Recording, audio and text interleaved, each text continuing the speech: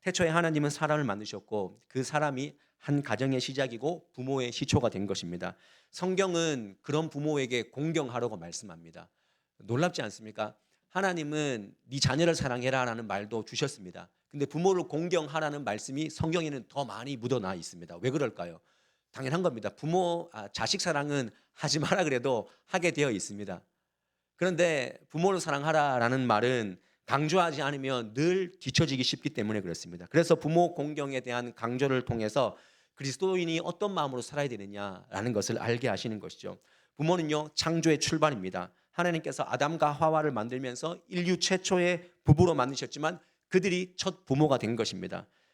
그리고 무엇보다 10계명에서 1계명에서 4계명은 하나님과 사람 사이의 관계, 그리고 5계명에서 10계명까지는 사람과의 관계를 하나님 말씀하셨는데 그 사람 사이에서 관계의 1번이 부모를 공경하라는 것입니다. 이것은 간음하고 도둑질하고 이웃의 것을 탐내고 이것보다 더 중요한 1번으로 네가 생각해야 될 것이 부모다라는 것을 분명히 말씀해 줍니다. 그래서 우리가 어떤 부모를 하나님이 원하시는가, 그리고 우리는 어떤 부모가 되어야 되는가 한번 깊이 보자는 것이죠.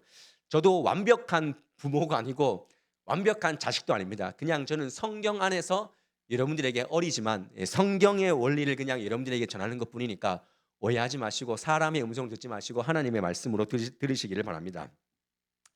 먼저 부모를 공경해야 되는 이유는 뭐냐면 부모는 하나님의 창조의 사역의 동력자이기 때문에 그렇습니다. 오늘 말씀에 분명히 내 부모를 공경하라라는 말씀은 조건이 없습니다. 네 부모가 이렇게 했으니까 공경해라. 야, 이런 부모는 공경하지 마라. 그게 아닙니다. 조건이 아니라 너를 이 땅에 존재하게 한 모든 부모는 공경받아야 된다 말합니다.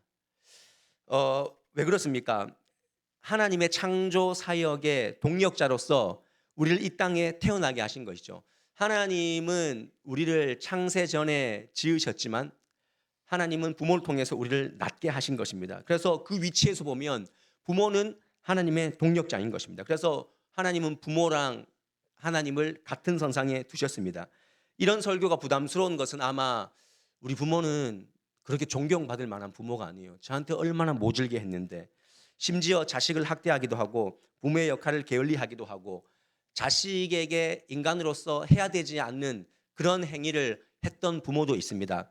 종교개혁자 마틴 루터는요, 아버지를 생각할 때마다 자기가 너무 모질게 학대를 받아서 하나님 아버지라는 이 단어가 굉장히 어색했대요. 하나님 아버지라는 이 단어가 너무 어색해서 참 힘들었는데, 그럼에도 불구하고 성경이 그토록 부모를 공경하라라는 것을 내세우는 것은 그것은 인간이 하나님의 그 사람의 사랑하는 것, 그리고 하나님 사랑하는 것, 그것의 가장 큰 원리가 부모 공경 안에, 부모 사랑 안에 있기 때문에 그렇습니다. 그래서 그래도 부모고 나의 핏줄의 근원임을 어쩔 수 없이 깨닫게 되는 것이죠. 나의 존재를 있게 해준 그 부모의 위치, 그 의미, 그걸 깨닫지 못하면 하나님 사랑에 우리가 도달할 수 없습니다. 그래서 성경은 부모 사랑을 통해서 하나님의 마음을 깨닫는 그런 존재로 우리에게 나타나 보여주시는 것입니다. 오늘 우리가 말씀을 잘 받아야 되는데, 내 부모를 공경하라라는 이 말씀에 공경하다, 이 카베드라는 히브리어를 썼는데, 이 카베드라는 말은요, 사전적인 의미로 무겁게 받는다, 그리고 중요한 분으로 여긴다, 이런 뜻이 있습니다. 근데 고대에서 근동에서는, 이 고대 근동에서는 이 카베드라는 단어는요, 끝까지 지속적으로 봉양한다, 이런 의미가 있습니다. 그러니까 우리가 부모를 공경한다라는 말은 그분들을 무겁게 여기고 중요한 분으로 여기지만 더 중요한 것은 끝까지 봉양하는 것, 이걸 의미하는 것이죠. 우리는 이 계명을 통해서 하나님께서 우리에게 원하시는 것이 있다고 생각합니다. 그것은 바로 인간됨입니다. 인간됨. 우리가 쟤는 인간이 됐어, 인간이 안 됐어, 이렇게 인간을 따지지 않습니까? 그 인간됨의 첫 번째가 무엇입니까? 부모에게 도리를 다하고 있는가? 하나님의 은혜를 네가 아느냐? 그럼 부모의 은혜도 알아야 된다라고 말씀하시는 것이죠. 그래서 부모가 또 다음 우리가 부모를 통해서 나아진 존재가 다시 자녀를 통해서 그 부모를 만들어 가지 않습니까? 그래서 5계명은 하나님 사랑, 그리고 이웃 사랑하는 것, 그 사이에 귀한 통로, 귀한 기준으로 부모 사랑을 주셨다는 것입니다. 부모를 공경하지 못하면 보이지 않는 하나님을 섬길 수가 없습니다. 그건 어불성설입니다. 마찬가지로 부모님을 제대로 섬기지 못하면 더 나아가서 이웃을 온전히 섬기지 못합니다. 그래서 여러분들은 효자와 효녀가 되셔야 됩니다.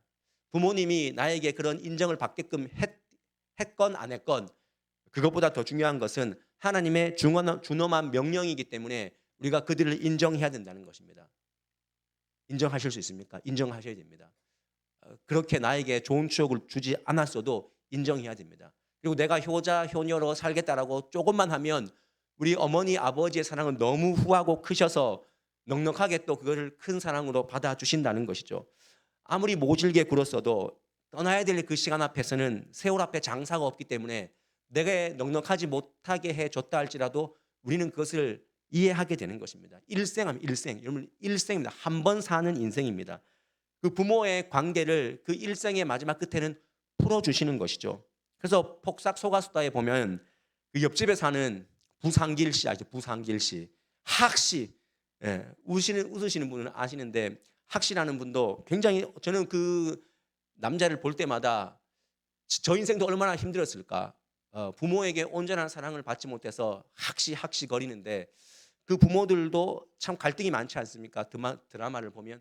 근데 나중에는 그 자녀들도 왜 아버지가 그랬는가라는 것을 어쩌면 이해하지 않을까라는 생각. 왜냐하면 인생의 그 마지막이라는 그 시간표 아래 사람은 되돌아보고 용서하게 되어 있기 때문에 그렇거든요. 근데 예수 그리스도를 믿는 우리가 원수를 사랑하라라고 말씀하시는 그 말씀을 받는 우리가 부모에 대한 용서를 하지 못한다? 그건 아닌 것이죠. 하나님은 그것이 믿음의 자세고 믿음의 정점이라고 말씀하십니다. 여러분, 인간관계 속에서 최우선으로 생각해야 될 것은 자신에게 생명을 주신 부모를 잊지 말고 공경하라는 것입니다. 우리 누구도 갑자기 땅에서 뚝 떨어지거나 하늘에서 뚝 떨어지거나 땅에서 솟아 올라오는 그런 사람들이 없습니다. 부모는 나를 있게 해준 존재다. 그런 의미에서 여러분들 오늘 이 말씀을 받으시고 자식된 도리를 다시 한번 다 하시기를 바랍니다. 자식된 도리. 부모를 중엄하게 여기고 내 부모를 받아들이고 그들의 일을 위해서 기도하는 것. 뭐 옛날처럼 허벅지 살을 잘라서 국을 끓여달라. 그리고 뭐 임당수에 몸을 던져서 내 눈을 뜨게 할라. 그런 의미가 아니지 않습니까? 그래서 오늘 에베소서 6장 1절 말씀에는 자녀들아 주 안에서 너희 부모에게 순종하라. 이것이 옳다 그랬습니다. 순종하라 그랬습니다. 이 순종이라는 말의 헬라어 뜻은요, 휘파쿠오라는 단어를 썼는데 이것은 어떤 의미가 있냐면 아래쪽에서 듣는다라는 이런 의미가 있습니다. 순종하다는 뜻은 아래쪽에서 듣는다라는 것이죠. 그러니까 부모님 입장에서 들어야 되는 거지 내 입장에서 순종하는 것은 아니라는 것입니다. 우리는 편하게 생각하지 않습니까? 어머님, 아버님 이거 좀 하세요. 이렇게 하세요. 내가 신식이고 내가 편하니까 그렇게 하기는 원하는데 좀 더 깊이 생각해 보면 어머니, 아버지 입장에서 공경하고 순종한다는 것은 어머니, 아버지가 편한 것이 무엇인가를 생각하고 나아가는 겁니다. 저는 일남 오녀, 지금도 제가 태어난 곳에서 우리 어머니, 아버지가 그 99년도에 뭐 태풍이 큰 게 왔는데 98년도에 태풍이 왔는데 그 쓰러진 집안에서 다시 이사를 안 가고 그걸 다시 거기에 그대로 집을 지었거든요. 단칸방에 들어가서 좀 우리가 있다가 다시 그 집 17평 집에 살고 있어요. 그 저희 6남매 아니겠습니까? 6남매가 아무리 없어도 십시일반하면 우리 어머니 아버지 좋은 집으로 옮겨, 아주 좋은 집은 아니지만 그래도 여러분들 17평에 27명 모여보세요. 얼마나 힘든 줄 아세요? 들어갈 자리가 없습니다. 앉을 수가 없어요. 그래도 몇 번을 얘기해도 옮기지 않습니다. 자식 입장에서는 아이고 더 좋은 데로 가고 좀 넓은 데로 가면 좋지요 하지만 부모님은 내가 지금 가서 뭐하냐, 여기에 관계한 뭐 친구들 이렇게 사람들 그거 보면 살아가는 게 더 중요하지 하는 마음으로 옮겨지지 않습니다. 그러니까 자식 편하자고 우리는 그렇게 말하지만 오늘 말씀을 보면 순종하라라는 말은 아래에서 듣는 게 중요하구나. 그래서 우리가 그렇게 인정해 주는 것이죠. 효도의 기본은 거기서 시작하는 것입니다. 아래에서 들어주는 것입니다. 여러분들 편하자고 그렇게 하지 마십시오. 그리고 행하십시오. 전화 한 통, 식사 한 끼, 적절한 만남, 그걸 통해서 위로와 안부를 전하십시오. 우리는 평생 부모님이 해주신 밥을 얻어먹고 살았습니다. 뱃속에서도 그 부모님의 양분을 빨아먹고 탯줄을 가지고 살았음에도 불구하고 우리는 뭐가 그렇게 바빠서 식사 한 끼 대접하지 못하고 만나지 못하는. 그래서 하나님께서 오늘 우리에게 정말 그 드머리 가운데 네 그거라 좀 해라 라고 말씀하지 않습니까? 폭삭 소가수다의 금명이가 결국 깨닫는 것이 뭐냐면 자녀된 돌이 아무리 다 해도 나중은 없다는 겁니다. 지금 해야 된다는 것입니다. 시간이 없다는 것입니다. 그래서 아래에서 듣는 마음으로 지금 하라는 것입니다. 아무리 뭐 사랑꾼인 양관식, 뭐 성실한 아버지 뭐 양관식이라고 해도 결국 아마 다 못 봤지만 양관식도 죽을걸요. 저는 죽을 거라고 생각합니다. 예, 확신합니다. 저는 양관식도 죽을 거라고 생각합니다. 다 죽습니다. 얼마나 빠릅니까? 여러분 자녀들 그죠? 아까 전에 금명이가 애 낳을 때 그거 생각나십니까? 그래서 울었지 않습니까? 우리 엄마는 얼마나 힘들었겠어. 하지만 내가 낳은 그 자식도 얼마 지나니까 훌쩍 컸고 이제 뭐 중고등 학교 힘들다 하지만 이제 곧 떠날 아이들이 바로 우리 자식들입니다. 그런 걸 생각하면 시간이 없다는 사실을 잘 기억하시고 정말 중요한 마음으로 우리가 지금 내게 계신 부모님에게 정말 시간을 내어서 밑에서 아래에서 듣는다는 마음으로 정말 존중하고 순종해야 되고 또 한 가지 정말 중요하게 생각해야 되는 것이 뭐냐면 내가 지금 그런 마음으로 자녀에게 무엇을 남겨주고 있는가. 이 시간이 짧은 일생 가운데서 내가 자녀들에게 뭘 물려주고 있는가. 그래서 우리는요 누군가의 자식인 동시에 부모됨의 자리에 있음을 잊지 말아야 됩니다. 우리는 누군가의 자식입니다. 근데 누군가의 그 선한 영향력을 끼칠 수 있는 부모됨의 자리에 있다는 사실을 기억하십시오. 여기에 꼭 부모가 지금 되지 않았다 할지라도 다음 세대에 영향력을 줄 수 있는 여러분들이 다 리더고 부모들입니다. 시간이 많다고 생각하지만 그렇지 않습니다. 통계 자료에 보니까요. 부모하고 지금 10대 애들이 부모하고 자녀하고 대면하는 그 시간이 한국 사회는 48분이래요. 하루 가운데 48분만 자녀하고 대면을 한다고 합니다. 얼마나 안타까운 일입니까? 다시 한번 그런 마음으로 우리가 에베소서 6장 1절에서 4절까지 말씀을 읽는데 우리 쭉 한번 읽어보도록 하겠습니다. 함께 읽습니다. 시작. 자녀들아 주 안에서 너희 부모에게 순종하라. 이것이 옳으니라. 내 아버지와 어머니를 공경하라. 이것은 약속이 있는 첫 계명이니 이로써 내가 잘되고 땅에서 장수하리라. 마지막요. 또 아비들아 너희 자녀를 노엽게 하지 말고 오직 주의 교훈과 훈계로 양육하라. 여러분 이 말씀 보십시오. 1절부터 3절까지는 자식된 도리로서 부모에게 해라. 그걸로 끝나지 않습니다. 마지막 4절은 뭐라고 말합니까? 네가 부모지 않냐? 자식에게 자식 노엽게 하지 말고 오직 교훈과 훈계로 양육하라 말씀합니다. 이것이 뭡니까? 자식된 도리로서 부모에게 공경하는 것 그걸로 네 인생이 끝나는 것이 아니라 너의 자식 가운데 책임 있는 행동을 다 하라는 것입니다. 여러분 한번 돌아보십시오. 여러분들은 여러분들 자녀에게 책임 있는 행동을 다 하십니까? 우리가 좋은 부모가 되어야 됩니다. 우리는 좋은 부모에게 좋은 효도를 못하는 것이 한이지 않습니까? 근데 우리는 그 주신 자녀에게 좋은 부모로서 길러내야 되는데 길러내지 못하고 그 판을 놓지 못하는 훈계하고 양육하지 못하는 그런 상황 가운데 있지 않습니까? 어떤 고등학생이 자기 교회 다니는 언니에게 주일 아침에 전화를 합니다. 언니 나는 중간고사 기간인데 교회 가고 싶어. 근데 엄마가 교회를 못 가게 해. 그래놓고는 엄마는 교회 일찍 봉사하러 갔어. 이해하셨어요 여러분들? 이해하셨습니까? 야 너는 중간고사니까 교회 가지 마. 해놓고는 본인은 나는 찬양되니까 가서 봉사하러 갈게. 나갔다는 거예요. 어떤 목사님의 자녀가 이렇게 말합니다. 우리는 아빠 없이 컸어. 아빠는 여러 사람의 목사일 뿐이지 우리 아빠는 아닌 것 같아. 여러분 이게 덕 있는 말이 아닙니다. 하나님의 일을 하면 하나님이 책임져 주시지 이것은 반은 맞는 말이고 반은 맞지 않습니다.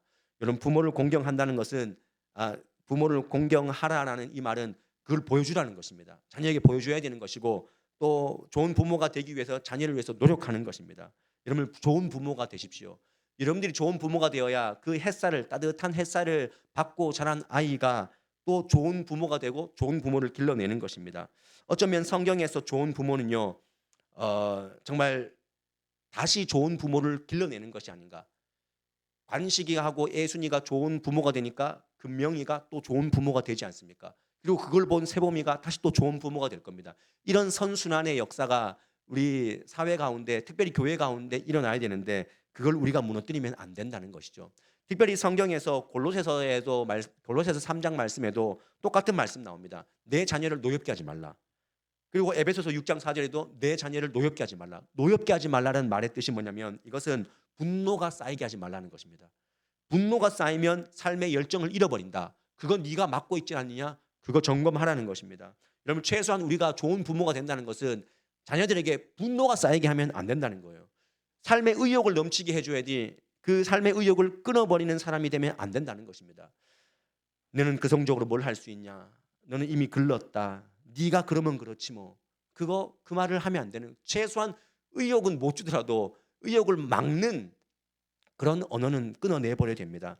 사실 우리는 금명이가 아이 낳아서 세범이 볼 때 얼마나 기했겠습니까? 그리고 우리는 그 어린 생명들, 자녀들을 어떻게 키웠습니까? 감동과 감탄으로 키웠습니다. 어이구 우리 아기 똥 짰죠요. 예, 똥을 싼 걸 보고 너무 좋아했습니다. 맘마 다 먹었어요. 질질 흘리면서 먹어도 맘마 먹었냐고 너무 감동했죠. 그렇게 잘 그렸어요. 그림을 뭐 그냥 그렸지만 잘 그렸다고 합니다. 근데 아이들을 경쟁 가운데 뛰어들게 하니 비교하게 되고 쟤는 낙제자가 될 수밖에 없고 쟤는 못하는구나 이렇게 보게 되는 거죠. 그때마다 자녀들은 분노가 쌓이게 되고 삶의 열정을 잃어버립니다. 오늘 한국 땅에 청년들만 집에서 밖으로 나오지 않는 청년들만 지금 50만 명, 조사한 애들만 50만 명, 50명이 아니고 50만 명. 여러분들 포항의 인구만큼, 포항이 한 49만 명, 그 포항 전체 인구수만큼의 지금 청년들이 집에서 지금 나오지 않는데요. 누가 그랬습니까? 우리가 그런 건 아니겠습니까? 사회 책임도 있지만 부모 책임이 있지 않습니까? 그래서 자녀에게 악영향은 주지 않아야 됩니다. 자녀가 악영향을 받는 1순위가 뭐냐면 부부싸움, 2위가 폭력, 3위가 지나친 간섭. 지금이라도 여러분들 감탄의 언어와 감동의 영성으로 그들을 봐주십시오. 오늘 설교 들을 때만 눈물 뚝뚝 흘리지 마시고. 저한테 하는 말인데요. 여러분 또한 부모 또한 자녀가 하나님께서 자녀를 이렇게 맡겨주신 청직이다. 우리 모두는 하나님께서 야 너 요거 맡아서 잘 키워봐라 청직일 뿐입니다. 여러분 청직이라는 사실을 기억하십시오. 그래서 오늘 말씀을 결론을 맺으면 두 가지입니다. 여러분 자식입니까? 부모를 공경하십시오. 공경할 때 하나님이 상을 걸었습니다. 여러분 그냥 오늘 읽고 넘어갔지만 오늘 말씀 20장 12절 말씀에 그리하면 내 하나님 여호와가 내게 준 땅에서 내 생명이 길다 그랬습니다. 그리고 에베소서 6장 3절에도 이로써 내가 잘되고 땅에서 장수하리라. 하나님은 우리에게 땅도 거셨고 장수도 걸었습니다. 얼마나 좋습니까? 우리는 하나님께서 우리의 성향을 아신 거죠. 너희들은 도둑놈이기 때문에 내가 부모를 공경하면 땅도 걸고 장수도 걸었다. 잘해라 라고 말씀하는 거죠. 우리는 살면서 다 도둑 아니겠습니까? 장가간 아들은 큰 도둑, 시집간 딸은 예쁜 도둑, 며느리는 좀도둑, 손자는 떼강도. 이게 틀린 말이 아닙니다.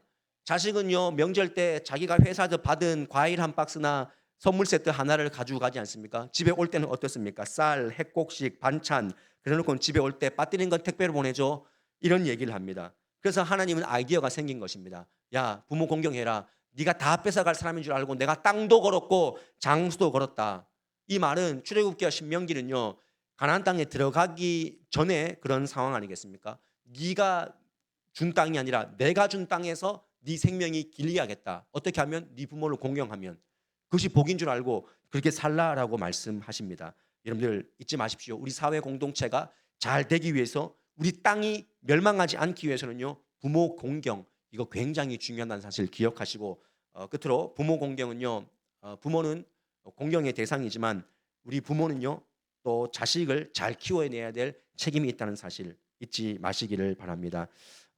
우리 한국 사회에서 이 이걸 존속 사례가 얼마나 많습니까? 이 존속 사례는 아버지가 뭐 부모가 자식을 죽이고 자식이 때로는 부모를 죽이는 이런 범죄가 한 8%가 된다고 해요. 근데 이거를 왜 그러냐 경향을 봤을 때 한국 사회는 너무 뭉쳐져 있는 사회래요. 이게 떨어지는 문화가 아니고 결혼을 해도 붙어 있고 시집을 가도 붙어 있고 뭐 성인이 돼도 붙어 있는 구조래요. 그래서 우리는 너무 붙어 있다는 거예요. 특별히 부모가 돈이 있으면 자녀가 잘 붙어 있습니다. 그렇지 않습니까, 여러분? 그래서 힘든 경우가 생기는 거죠. 좋은 부모가 되길 원한다면 여러분 반드시 기억하십시오. 여러분 좋은 부모가 되어서 좋은 자녀를 그 자녀가 좋은 부모로 양산되기 위해서는요. 이 자녀 또한 내가 떠나보내야 될 사람이다라는 것을 반드시 기억해야 됩니다. 떠나보내야 될 사람이다. 아까워하지 마십시오. 욕심내지 마시고 그냥 내 자녀가 아니라 떠나보낼 자녀다라고 생각한다면 그게 내가 청지기가 되는 그런 1순위의 기준이 되는 것입니다. 좋은 부모가 되십시오. 떠나갑니다, 여러분들. 예, 뭐 떠나가지 않아라 해도 떠나가게 되어 있습니다. 붙잡지 마시고 너무 막 주려고 하지 마시고 알아서 좀 살도록 좀 내버려도 좀 두시고. 예, 그래서 일생에 한번 그 애순이 그 어머니가 그죠? 금명이가 애순이가 한 번만 오면 그죠? 그 원래 죽은 해녀인 엄마한테 한 번 가서 울었더니 통장을 주면서 하여튼 그 누군지 모르겠어요. 관계가 한 번 우니까 딱 한 번 주지 않습니까? 근데 우리는 일 생길 때마다 가가지고 돈 달라 그러지 않습니까? 그거 하지 말고 우리 부모님들이 잘 적절하게 지금 주지 마시고 죽을 때쯤 주시고, 잘 간직하셨다가 그것이 자녀들을 망하게 하는 길이에요. 금방 줘버리면. 그래서 적절하게 이런 부의 분배도 또 재산의 분배들도 적절하게 잘 하시는 여러분들 되시기를 바랍니다. 마지막으로 제가 폭삭 소가수다에 아까 전에 금명이의 나레이션이 나오는데 제가 한번 읽어드릴게요. 그냥 엄마가 친정 엄마가 되고 외할머니가 되었다. 그건 언덕이 동산이 되고 동산이 태산이 되는 일 같았다. 제가 덧붙여서 그래서 여러분, 부모가 된다는 것은 그렇게 점점 커지는 사랑의 무게를 그냥 짊어지는 사랑이 아닙니다. 여러분들, 짊어지는 사랑이 아니고 언젠가는 내가 다 내려놓고 자식을 떠나보내야 되는 존재라는 사실을 인식하는 것, 이것이 굉장히 중요합니다. 그리고 또 한 가지 시가 있는데요. 소중한 이가 아침에 나갔다가 그 문으로 다시 들어오는 것은 매일매일의 기적이랍니다. 여러분들, 소중한 사람이 문을 열고 나갔잖아요. 저는 놀랍게도 믿지 않겠지만 제 아내가 저를 출근시킬 때 항상 저한테 입맞춤을 해줍니다. 근데 그거는 제가 해달라 그런 게 아니고 어디 그 CTS 간증을 보다가 사모님이 남편하고 살다가 남편이 나가서 목회를 하러 갔는데 그날 못 들어왔대요. 그래서 천천지한이 뭐냐면 그 사모님이 내가 그때 나갈 때 말이라도 한 마디 잘해줄 걸, 내가 뭐 힘내는 좀 그런 언어를 좀 해줄 걸. 그래서 그 얘기를 듣고 그때부터 한 15년 된 것 같습니다. 그때부터는 그렇게 해준대요. 여러분, 사랑하는 사람이 점을 열고 나갔다가 들어오는 것이 매일매일의 기적이래요. 여러분들, 매일매일의 기적이래요. 자녀들이 있습니까? 그 기적을 매일 만끽하시기 위해서 여러분들이 잘 세워지는 부모가 되시길 바랍니다. 또 부부끼리도, 다음 주 부부주일이지만 부부끼리도 있을 때 잘하십시오. 여러분들, 있을 때. 그것이 하나님 우리 원하시는 것입니다. 우리 오늘 함께 좋은 자식이 되어서 부모를 공경하고 좋은 부모가 되어서 좋은 자식을 좋은 부모가 될 수 있도록 또 양산하고 그 선순환을 일으키는 저와 여러분의 삶이 우리 경부도청 서부교회가 될 수 있기를 주님의 이름으로 간절히 축원드립니다. 오늘 찬양은요, 이 찬양을 했으면 좋겠습니다. 어떤 찬양이냐면 우리 부모님 얼마나 귀한 존재입니까? 나를 있게 해주니 얼마나 귀한 존재입니까? 또 우리 자녀들, 내가 또 좋은 부모로 만들어내야 될 귀한 자녀들인데 그들 또한 얼마나 귀합니까? 우리가 이 시간 감사한 마음을 가지고 이 찬양을 올려드릴 때 부모님을 생각하시고 또 우리 자녀를 생각하고 또 귀하기 귀한 나의 존재에 대해서 다시 한번 생각하며 주님께 나아갔으면 좋겠습니다. 우리 함께 찬양하시겠습니다. 감사해요. 깨닫지 못했었는데 내가 얼마나 소중한 존재라는 건 태초부터 지금까지 하나님의 사랑은 항상 날 향하고 있었다는 것 고마워요. 그 사랑을 가르쳐준 당신께 주께서 허락하신 당신께 그리스도의 사랑으로 더욱 섬기며 이제 나도 세상에 전하리라. 부모님을 생각하면서 당신은 사랑받기 위해 그리고 그 사랑 전하기 위해 주께서 택하시고 이 땅에 심으셨네. 또 하나의 열매를 바라시. 자녀를 생각하면서 당신은 사랑받기 위해 그리고 그 사랑 전하기 위해 주께서 택하시고 이 땅에 심으셨네. 또 하나 하면서 당신은 사랑받기 위해 그리고 그 사랑 전하기 위해